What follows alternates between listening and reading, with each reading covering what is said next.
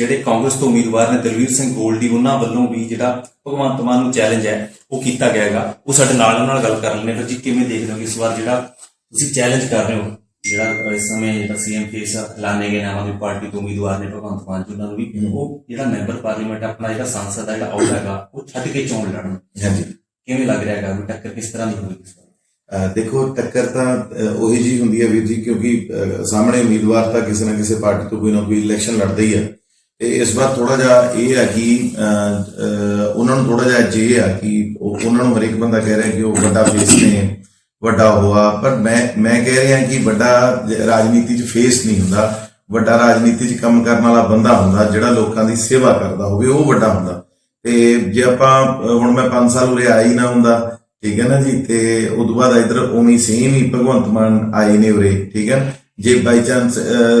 ਕੱਲ ਨੂੰ ਫਿਰ ਕਿਸੇ ਨੇ ਕੰਮ ਥੋੜੀ ਕਰਨਾ, ਕਿਸੇ ਐਮਐਲਏ ਨੇ, ਅਗਲਾ ਕਹੂਗਾ ਯਾਰ ਵੀ ਇਹ ਤਾਂ ਕੀ ਪਤਾ ਹੁੰਦਾ ਵੀ ਕਿਹਨੇ ਆ ਜਾਣਾ ਤੇ ਇਲੈਕਸ਼ਨ ਲੜ ਪੈਂਦਾ ਅੱਗੇ, ਤੇ ਆਪਾਂ ਨੇ ਕਿਉਂ ਕੰਮ ਕਰਨਾ। ਬਟ ਜਿਹੜਾ ਸਾਡੀ ਇੱਥੇ ਤਕਰੀਰ ਆ, ਜਿਹੜੇ ਹੌਟ ਸੀਟ ਬਣੀ ਆ, ਉਹ ਹੌਟ ਸੀਟ ਸਿਰਫ ਇਸ ਕਰਕੇ ਨਹੀਂ ਬਣੀ ਕਿ ਉਹ ਇੱਕ ਚਿਹਰਾ ਨੇ, ਹੌਟ ਸੀਟ ਇਸ ਕਰਕੇ ਬਣੀ ਆ ਵੀ ਮੁਕਾਬਲਾ ਬਹੁਤ ਸਖਤ ਆ, ਕਿਉਂਕਿ ਮੂਰੇ ਇੱਕ ਯੂਨੀਵਰਸਿਟੀ ਦਾ ਸਟੂਡੈਂਟ ਲੀਡਰ ਆ ਜਿਹਨੇ ਕੰਮ ਕਰੇ ਹੋਏ ਨੇ ਆਪਦੇ ਲੋਕਾਂ ਲਈ, ਦਿਨ ਰਾਤ ਉਹਨੇ ਮਿਹਨਤ ਕਰੀ ਹੋਈ ਆ। ਸੋ ਇਹ ਜਿਹੜੀਆਂ ਸਾਰੀਆਂ ਚੀਜ਼ਾਂ ਨੇ, ਤੇ ਮੈਂ ਬਿਲਕੁਲ 2-3 ਗੱਲਾਂ ਨੇ ਜਿਹੜੀਆਂ ਦੇ ਉੱਤੇ ਲੋਕਾਂ ਨੂੰ ਵੀ ਸ਼ੰਕਾ ਤੇ ਮੈਨੂੰ ਵੀ ਸ਼ੰਕਾ, ਜੋ ਧੂਰੀ ਲਈ ਇੰਨੀ ਜ਼ਿਆਦਾ ਸਿੰਸੀਅਰ ਸੀ ਤਾਂ ਲੋਕ ਸਭਾ ਤੋਂ ਅਸਤੀਫਾ ਦੇ ਕੇ ਇਲੈਕਸ਼ਨ ਕੰਟੈਸਟ ਕਰ। ਤੇ ਨੰਬਰ 2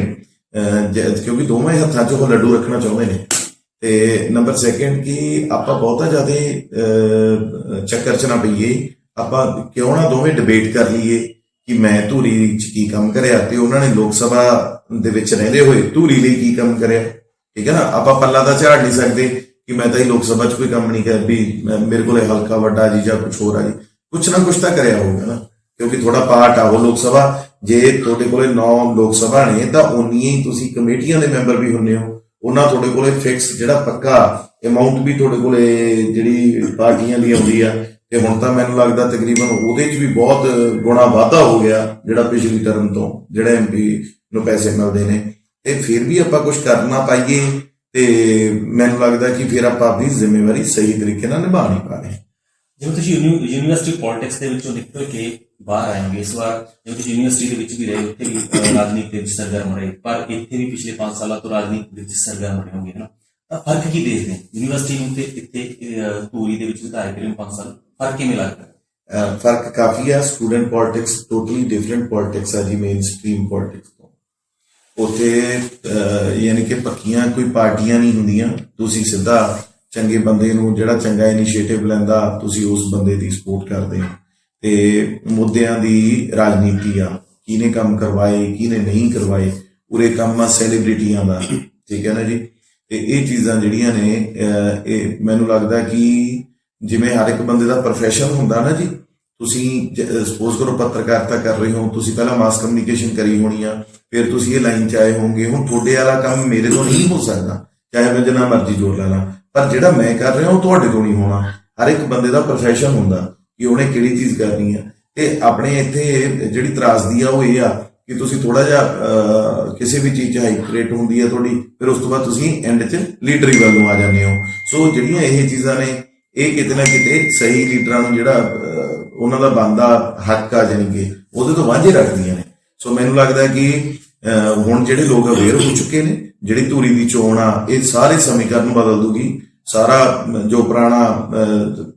ਚੰਗਾ ਮਾੜਾ ਜਿਹੜਾ ਲੋਕਾਂ ਦਾ ਰੁਝਾਨ ਸੀ ਉਹ ਸਾਰਾ ਇੱਕ ਪੋਜ਼ਿਟਿਵ ਵੇ 'ਚ ਲੈ ਆਊਗੀ, ਕਿਉਂਕਿ ਪੋਜ਼ਿਟਿਵ ਤਰੀਕੇ ਨਾਲ ਮੈਂ ਇਹ ਇਲੈਕਸ਼ਨ ਕੰਟੈਸਟ ਕਰ ਰਿਹਾ। ਦੂਸ਼ਣਬਾਜ਼ੀ ਦੀ ਇਲੈਕਸ਼ਨ ਨਹੀਂ ਹੈਗੀ ਜੀ ਇਹ ਮੇਰੇ ਵੱਲੋਂ, ਉਹਨਾਂ ਵੱਲੋਂ ਤਾਂ ਮੈਂ ਕੁਝ ਜਵਾਬ ਨਹੀਂ ਦੇ ਸਕਦਾ, ਕਿਉਂਕਿ ਉਹ ਤਾਂ ਮੈਨੂੰ ਲੱਗਦਾ ਕਿ ਤੁਹਾਡੇ ਮੀਡੀਆ ਦਾ ਆਨਸਰਾਂ ਦਾ ਜਵਾਬ ਵੀ ਨਾ ਦੇਣ। ਨਾ ਤਾਂ ਦੇਖੋ ਉਹ ਵੋਟਾਂ ਮੰਗਣ ਆਉਂਦੇ ਨੇ, ਨਾ ਉਹ ਮੀਡੀਆ ਦੇ ਸਵਾਲਾਂ ਦਾ ਜਵਾਬ ਦਿੰਦੇ ਨੇ, ਤਾਂ ਬਾਅਦ 'ਚ ਉਹ ਲੋਕਾਂ ਦਾ ਜਵਾਬ ਕਿੱਥੋਂ ਦੇਣਗੇ ਜਿਹੜੇ ਵਾਅਦੇ ਉਹ ਕਰਨਗੇ। ਇਹ ਚੀਜ਼ਾਂ ਨੂੰ ਸਮਝਣਾ ਪਊਗਾ। ਜੇਕਰ ਗੱਲ ਧੂਰੀ ਦੀ ਕਰੀਏ ਤਾਂ ਧੂਰੀ ਦੇ ਵਿੱਚ 2022 ਦੀ ਇਲੈਕਸ਼ਨ ਦੇ ਵਿੱਚ ਮੁੱਦੇ ਕੀ, ਕਿਉਂਕਿ ਹਰ ਪਾਰਟੀ ਇਸ ਵਾਰ ਦੇਖੀਏ ਤਾਂ ਆਪੋ ਆਪਣੇ ਮੈਨੀਫੈਸਟੋ ਉਤਾਰ ਚੁੱਕੀ ਹੈਗੀ, ਪਰ ਸੁਪਰੀਮ ਕੋਰਟ ਦਾ ਕਹਿਣਾ ਹੈ ਕਿ ਉਹ ਪਾਰਟੀਆਂ ਦੀ ਜਿਹੜੀ ਮਾਨਤਾ ਕਿ ਰੱਦ ਕੀਤੀ ਉਹ ਜਿਹੜੀਆਂ ਮੁਫਤ ਦੇ ਰਹੀਆਂ ਨੇ ਚੀਜ਼ਾਂ, ਕਿਉਂਕਿ ਸਲੋਗਨ ਚੱਲੇ ਸੀਗੇ 1000 ਰੁਪਏ ਮੁਫਤ ਦਿੱਤਾ ਜਾਏਗਾ, 2000 ਰੁਪਏ ਮੁਫਤ ਦਿੱਤਾ ਜਾਵੇਗਾ। ਤਾਂ ਗੱਲ ਕਰਦੇ ਹਾਂ ਧੂਰੀ ਦੀ, ਤੁਸੀਂ ਧੂਰੀ ਤੋਂ 2022 ਦੀ ਇਲੈਕਸ਼ਨ ਲੜ ਰਹੇ ਹੋਗੇ, ਤਾਂ ਇਸ ਵਾਰ ਤੁਹਾਨੂੰ ਕੀ ਲੱਗਦਾ ਰੋਡ ਮੈਪ ਕੀ ਮੁੱਦੇ ਨੇ ਇਸ ਵਾਰ ਧੂਰੀ?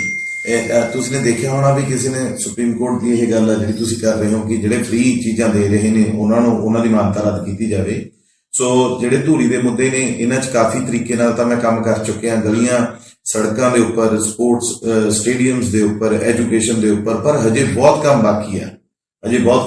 ਆ, ਕਿਉਂਕਿ 2 ਸਾਲ ਤਾਂ ਮੇਰੇ ਕੋਵਿਡ ਨੇ ਖਰਾਬ ਕਰਤੇ। ਤੇ ਮੈਂ ਧੂਰੀ ਨੂੰ ਵਾਕਈ ਇੱਕ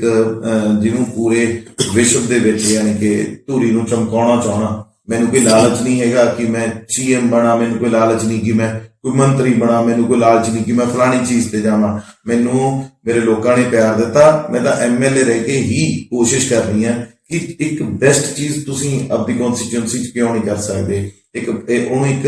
ਮਾਡਲ ਦੇ ਰੂਪ 'ਚ ਤੁਸੀਂ ਕਿਉਂ ਨਹੀਂ ਦਿਖਾ ਸਕਦੇ। ਹਰ ਇੱਕ ਚੀਜ਼ ਦਾ ਜਿਹੜਾ ਕੰਪੀਟੀਸ਼ਨ ਹੁੰਦਾ, ਸਪੋਜ਼ ਕਰੋ ਇੰਡੀਆ ਲੈਵਲ ਤੇ ਕੰਪੀਟੀਸ਼ਨ ਸਫਾਈ ਦੇ ਉੱਪਰ ਹੋਵੇ ਤਾਂ ਅਸੀਂ ਉਹਦੇ ਤੇ ਕੰਮ ਕਰੀਏ, ਇੰਡੀਆ ਲੈਵਲ ਤੇ ਕਿਸੇ ਹੋਰ ਸਪੋਰਟਸ ਨੂੰ ਲੈ ਕੇ ਕੰਪੀਟੀਸ਼ਨ ਹੋਵੇ ਤਾਂ ਅਸੀਂ ਉਹਦੇ 'ਚ ਪਾਰਟਿਸਿਪੇਟ ਕਰੀਏ, ਜੇ ਐਜੂਕੇਸ਼ਨ ਨੂੰ ਲੈ ਕੇ ਕੰਪੀਟੀਸ਼ਨ ਹੋਵੇ ਅਸੀਂ ਉਹਦੇ 'ਚ ਪਾਰਟਿਸਿਪੇਟ ਕਰੀਏ। ਅਸੀਂ ਪੜ੍ਹਿਆ ਲਿਖਿਆ ਵਾਲੀ ਜਿਹੜੀ ਪੋਲਿਟਿਕਸ ਇੱਥੇ ਕਰਨੀ ਚਾਹੁੰਦੇ ਆ। ਲੋਕਾਂ ਨੇ ਇਹ ਡਿਵਰਟ ਕਰਤਾ ਹੈ, ਤਾਂ ਇਹ ਸੋਸ਼ਲ ਕੰਮ ਸੀ, ਸੋਸ਼ਲ ਆ, ਅਸੀਂ ਕੋਈ ਜ਼ਿੰਮੇਵਾਰ ਬੰਦਾ ਇਲੈਕਟ ਹੁੰਦਾ, ਪਰ ਲੋਕਾਂ ਨੇ ਆਮ ਬੰਦੇ ਤੇ ਲੀਡਰ ਦੇ ਵਿੱਚ ਤੁਸੀਂ ਨੇ ਫਰਕ ਬਹੁਤ ਪੈਦਾ ਕਰਤਾ ਤੇ ਮੈਂ ਉਹ ਫਰਕ ਖਤਮ ਕਰਨ ਦੇ ਉੱਤੇ ਲੱਗਿਆ ਹੋਇਆ। ਤੁਸੀਂ ਮੈਨੂੰ ਬਾਹਰ ਮੇਰਾ ਮਿਲਣ ਦਾ ਤਰੀਕਾ ਦੇਖਿਆ ਹੋਣਾ ਜਾਂ ਤੁਸੀਂ ਮੇਰੇ ਪਹਿਲੀਆਂ ਵੀਡੀਓ, ਜਦੋਂ ਤੱਕ ਲੋਕ ਤੁਹਾਨੂੰ ਖੁੱਲ ਕੇ ਗੱਲ ਆਪਦੀ ਦੱਸ ਹੀ ਨਹੀਂ ਸਕਦੇ ਤਾਂ ਕੋਈ ਵੀ ਲੀਡਰ ਉਹਨਾਂ ਦਾ ਮਸਲਿਆਂ ਦਾ ਹੱਲ ਨਹੀਂ ਕਰ ਸਕਦਾ। ਬਟ ਉਹ ਮਸਲਿਆਂ ਦਾ ਹੱਲ ਵੋਟਾਂ ਦੇ ਵਿੱਚ ਨਹੀਂ ਵੀ ਤੁਹਾਡੇ ਸਾਹਮਣੇ ਕੋਈ ਲੀਡਰ ਆਵੇ ਆਪਾਂ ਉਹਨੂੰ ਪੁੱਠਾ ਸਿੱਧਾ ਬੋਲੀਏ, ਨਹੀਂ, ਉਸ ਤੋਂ ਬਿਨਾਂ ਆਪਾਂ ਬੈਠ ਕੇ ਸਿਰ ਜੋੜ ਕੇ ਆਪਾਂ ਗੱਲਾਂ ਬਾਤਾਂ ਕਰੀਏ। ਸੈਮੀਨਾਰਸ ਹੋਣੇ ਚਾਹੀਦੇ ਨੇ, ਕਿਸ ਤਰੀਕੇ ਨਾਲ ਨੌਜਵਾਨਾਂ ਨੂੰ ਜੌਬਸ ਦੇ ਸਕਦੇ ਹਾਂ, ਕਿਸ ਤਰੀਕੇ ਨਾਲ ਆਪਾਂ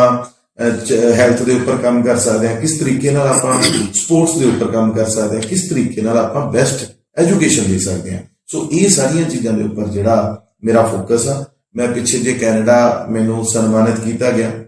ਐਡਮਿੰਟਨ ਦੇ ਵਿੱਚ, ਤੇ ਫਿਰ ਮੈਨੂੰ ਸਨਮਾਨਿਤ ਕੀਤਾ ਗਿਆ ਨਿਊਜ਼ੀਲੈਂਡ ਦੇ ਵਿੱਚ, ਤਾਂ ਉੱਥੇ ਵੀ ਮੈਂ ਉਹਨਾਂ ਨੂੰ ਸਾਰਿਆਂ ਨੂੰ ਬੇਨਤੀ ਕਰੀ ਕਿ ਤੁਸੀਂ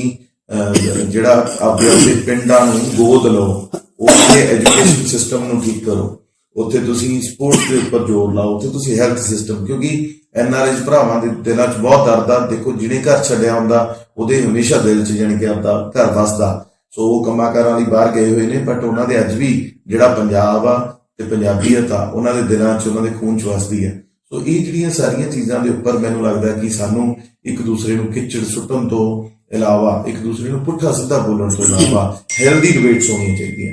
ਜੇਕਰ ਗੱਲ ਆਪਾਂ ਫਿਰ ਉਹੀ ਮੁੱਦੇ ਦੀ ਗੱਲ ਕਰਦੇ ਹਾਂ ਨਾ, ਜੇਕਰ ਮੁੱਦਾ ਦੇਖਿਆ ਜਾਵੇ ਤਾਂ ਧੂਰੀ ਦੇ ਵਿੱਚ ਇਸ ਸਮੇਂ ਸ਼ੂਗਰ ਮਿਲ ਹੈਗੀ ਬਹੁਤ ਵੱਡੀ, ਕਿਸਾਨਾਂ ਨੂੰ ਵੱਡੀ ਸਮੱਸਿਆ ਹੁੰਦੀ ਹੈ ਪਿਛਲੇ ਟਾਈਮ ਦੇ ਵਿੱਚ, ਤਾਂ ਉਹ ਧਰਨੇ ਵੀ ਲਗਾਉਂਦੇ ਰਹੇ ਕਿਉਂਕਿ ਉਹਨਾਂ ਦਾ ਜਿਹੜਾ ਬਕਾਇਆ ਸੀਗਾ ਉਹ ਫਸਿਆ ਰਿਹਾ। ਉਹ ਲਗਾਤਾਰ ਧਰਨੇ ਲਾਉਂਦੇ ਰਹੇ, ਉਹਨਾਂ ਦੀ ਇੱਕ ਕਮੇਟੀ ਬਣੀ ਹੋਈ ਸੀ। ਤਾਂ ਦੂਜੇ ਪਾਸੇ ਜੇਕਰ ਧੂਰੀ ਸ਼ਹਿਰ ਦੀ ਗੱਲ ਕਰੀਏ ਤਾਂ ਇੱਥੇ ਜੰਕਸ਼ਨ ਹੈ ਤੇ ਟ੍ਰੇਨ ਹੈ ਜਿਹੜੀ ਪੂਰੇ ਸ਼ਹਿਰ ਦੇ ਵਿਚਲੀ ਜਿਹੜੀ ਲਾਈਨ ਵੱਜਦੀ ਹੈ, ਜਦੋਂ ਉਹ ਲਗਾਤਾਰ 2-3 ਫਾਟਕ ਲੱਗਦੇ ਆ ਤਾਂ ਪੂਰਾ ਸ਼ਹਿਰ ਹੈ ਜਿਹੜਾ ਉਹ ਡਿਵਾਈਡ ਹੋ ਜਾਂਦਾ ਹੈ ਕਿਉਂਕਿ ਬਹੁਤ ਸਮੱਸਿਆ ਹੁੰਦੀ ਹੈ। ਤੁਹਾਨੂੰ ਲੱਗਦਾ ਵੀ ਜਿਹੜਾ 2022 ਦੀ ਇਲੈਕਸ਼ਨ ਹੈ ਉਹ ਇਸ ਤਰ੍ਹਾਂ ਦੇ ਮੁੱਦਿਆਂ ਤੇ ਲੜੀ ਜਾਣੀ ਚਾਹੀਦੀ? ਹਾਂ, ਬਿਲਕੁਲ ਲੜੀ ਜਾਣੀ ਚਾਹੀਦੀ ਹੈ ਜੀ। ਬਟ ਜਿਹੜਾ ਤਾਂ ਸ਼ੂਗਰ ਮਿਲ ਦੀ ਗੱਲ ਆ ਤੇ ਸਾਰੇ ਅਸੀਂ ਇੱਕ ਪਾਸੇ ਆ, ਸ਼ੂਗਰ ਮਿਲ ਇੱਕ ਪਾਸੇ ਆ, ਬਟ ਉਹ ਪ੍ਰਾਈਵੇਟ ਅਦਾਰਾ ਤੇ ਉਹਦੇ ਤੇ ਪਰਚਾ ਕਰਾਉਣ ਤੱਕ ਨੌਬਤਾਂ ਆ ਗਈਆਂ, ਉਹਨਾਂ ਦੀ ਪ੍ਰਾਪਰਟੀ ਜ਼ਬਤ ਤੱਕ ਨੌਬਤਾਂ ਆ ਗਈਆਂ, ਠੀਕ ਹੈ ਨਾ, ਬਹੁਤ ਕੁਝ ਹੋਇਆ। ਜੇ ਤਾਂ ਉਹ ਹੋਵੇ ਸਰਕਾਰੀ ਅਦਾਰਾ ਫਿਰ ਤਾਂ ਅਸੀਂ ਗਵਰਨਮੈਂਟ ਪਾਸਿਓਂ ਉਹਦੇ ਕੰਮ ਕਰ ਸਕਦੇ ਹਾਂ, ਬਟ ਉਹ ਪ੍ਰਾਈਵੇਟ ਅਦਾਰਾ ਹੋਣ ਕਰਕੇ ਇਹ ਬਹੁਤ ਵੱਡੀ ਸਮੱਸਿਆ ਦਾ ਕਾਰਨ ਬਣ ਚੁੱਕਿਆ ਕਿਉਂਕਿ ਸਾਡੇ ਕਿਸਾਨ ਭਰਾ ਲੰਬੇ ਸਮੇਂ ਤੋਂ ਸੰਘਰਸ਼ ਕਰਕੇ ਹੀ ਆਪਣੀਆਂ ਪੇਮੈਂਟਾਂ ਜਿਹੜੀਆਂ ਉਹਨਾਂ ਤੋਂ ਲੈ ਰਹੇ ਨੇ। ਜਿਹੜੀ ਦੂਸਰੀ ਗੱਲ ਫਾਟਕਾਂ ਵਾਲੀ ਗੱਲ ਆ, ਉਹ ਅੰਡਰ ਬ੍ਰਿਜ ਦਾ ਪ੍ਰੋਸੈਸ ਉੱਥੇ ਚੱਲ ਰਿਹਾ, ਉਹ ਆਲਰੇਡੀ ਅਸੀਂ ਪੰਜਾਬ ਵਿਧਾਨ ਸਭਾ ਦੇ ਵਿੱਚ ਵੀ ਉਹਦਾ ਜਿਹੜਾ ਸਾਰਾ ਕਲੀਅਰੈਂਸ ਮਿਲ ਗਈ ਤੇ ਜਿਹੜੀ ਸਾਡੇ ਵੱਲੋਂ ਫਾਰਮੈਲਿਟੀ ਸੀਗੀ, ਅਸੀਂ ਨੇ ਮਿਊਨਿਸਪਲ ਕਮੇਟੀ ਵੱਲੋਂ ਉਹਨਾਂ ਨੂੰ 20 ਲੱਖ ਰੁਪਏ ਦੀ ਅਮਾਊਂਟ ਜਿਹੜੀ ਸੀਗੀ ਰੇਲਵੇ ਡਿਪਾਰਟਮੈਂਟ ਨੂੰ ਸਬਮਿਟ ਕਰਾਉਣੀ ਸੀ, ਉਹ ਅਸੀਂ ਨੇ ਆਲਰੇਡੀ ਸਬਮਿਟ ਕਰਵਾਈ ਹੋਈ ਆ। ਤੇ ਉਹ ਹੁਣ ਇਸ ਤੋਂ ਬਾਅਦ ਕਿਉਂਕਿ ਉਹਨਾਂ ਦੀ ਰੇਲਵੇ ਲਾਈਨ ਦਾ ਇੱਕ ਨਵੀਂ ਦਾ ਕੰਮ ਚੱਲ ਰਿਹਾ, ਉਸ ਤੋਂ ਬਾਅਦ ਉਹ ਸਰਵੇ ਕਰਕੇ ਉਹਦੇ ਨੀਚੋਂ ਦੀ ਜਿਹੜਾ ਅੰਡਰ ਬ੍ਰਿਜ ਵਾਲਾ ਪ੍ਰੋਸੈਸ ਆ ਇਹ ਤਕਰੀਬਨ ਜਿਹੜਾ ਬਿਲਕੁਲ ਬੜੇ ਸਹੀ ਤਰੀਕੇ ਨਾਲ ਚੱਲ ਰਿਹਾ ਤੇ ਬਹੁਤ ਜਦੋਂ ਉਹਨਾਂ ਦੀ ਲਾਈਨ ਵਗੈਰਾ ਕੰਪਲੀਟ ਹੋਗੀ ਤੇ ਉਸ ਤੋਂ ਬਾਅਦ ਇਹ ਪ੍ਰੋਸੈਸ ਚੱਲ ਪੈਣਾ, ਠੀਕ ਹੋ ਜਾਣਾ।